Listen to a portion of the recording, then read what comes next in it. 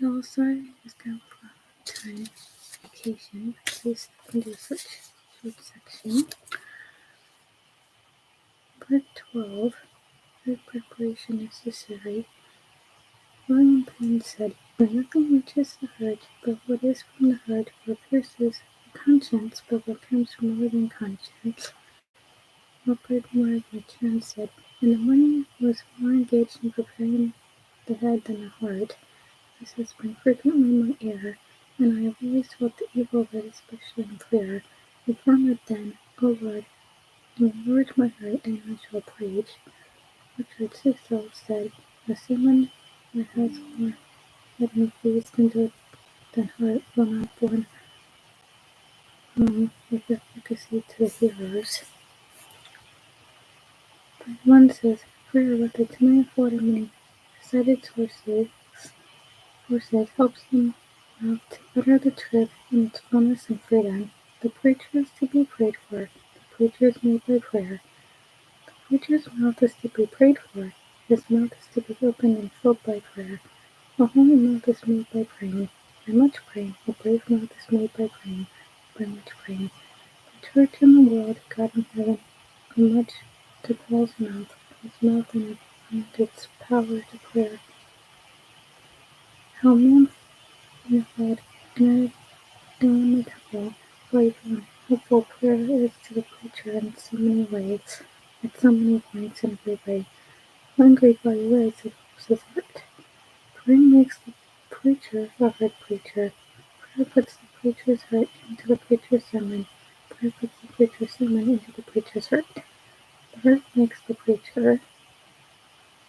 3.23 Men of the great hearts of great preachers, men of bad hearts may do much of good, but this is where the hireling and the stranger may help the sheep at some points, but it is the good shepherd with the good shepherd's heart who bless the sheep and answer the full measure of the shepherd's pleas. We have emphasized sermon preparation until we have lost sight of the most important thing to be prepared, the heart. 4 says, "A prepared heart is much better than a prepared sermon." A prepared heart makes a prepared sermon. Volumes have been written laying down the mechanics and taste of sermon making, and so whoever become possessed with the idea that this is scaffolding and is the building, the young preacher has been taught to lay out all his strength on the form, state, and beauty of a sermon as mechanical and intellectual products. He has thereby cultivated a vicious taste among the people and raised the clamor for tone instead of grace, eloquence instead of piety, rhetoric instead of revelation, reputation and balancing instead of finesse. By it, we have lost the true idea of preaching, lost preaching power, lost pungent conviction for sin, lost large experience in elevated Christian character, lost the authority over countenances, and those which are genuine preaching.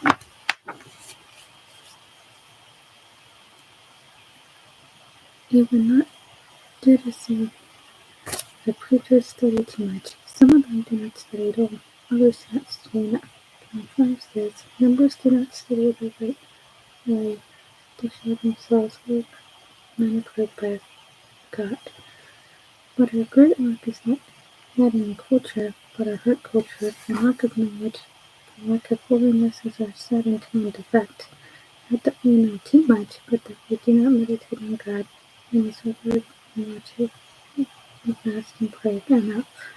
The heart is the great hindrance to our preaching. Words pregnant with divine truth find in our hearts known conductors arrested the most working powers.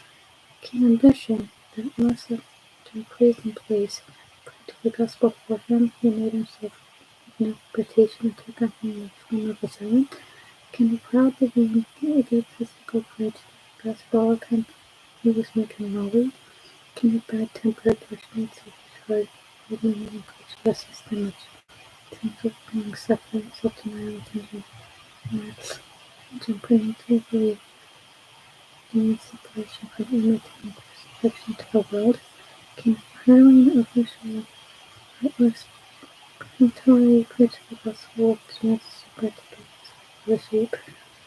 The activities made him sound solo and when I preached the gospel to his kindest hearted consumed the spirit of Christ upon the world's adversity. I counted down on drugs, I trembled under my feet. I, when on earth, the grace of God in me, the steam just as the Maya streets I devour it not, I seek it not. God's revelation does not need the light of human genius, but the flesh and strength of human culture, the buoyancy of human thought, the force of human brains to adorn and enforce it. But it does demand the simplicity, the docility, humility, and faith of a child's heart. If this It was this surrender and subordination of intellect and genius to the divine and spiritual forces which made Paul peerless among the apostles. It was this which the force of his polymatical mitigated his labors in history for many. This gave to Loyola the strength to arrest the retreating forces of Catholicism. Point 6 says, our great need is her preparation. Luther held it as an axiom. He who has prayed well has studied well. We do not say that men are not to think and use their intellects, but he will use their intellect best who cultivates his heart most. We do not say that preachers should not be students, but we should say that their great study should be the Bible, and he studies the Bible best who has kept his heart with diligence. We do not say that the preacher should not know men, but he will be greatest adept in human nature who has fathomed the depths and intricacies of his own heart. We do say that while the channel of preaching is the mind, the fountain is the heart. We may broaden and deepen the channel, but if we do not look well into the purity and depth of the fountain, we will have a dry or polluted channel. We do say that almost any man of common intelligence has sense enough to preach the gospel, but very few have grace enough to do so.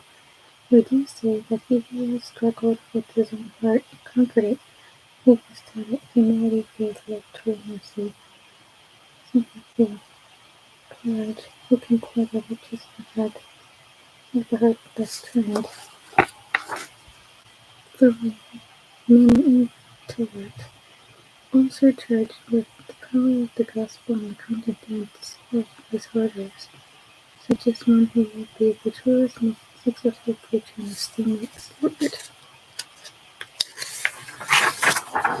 So essentially, we all need to have prayer in our minds and hearts, but also to purify our hearts so we're not in compatibility with other issues that come into place. For example, I did have one of those weird experiences with demon possession, and if I only were in prayer, that would not have happened. And if I also did have the Amargad, it wouldn't have happened again. But this time we'll be more prepared.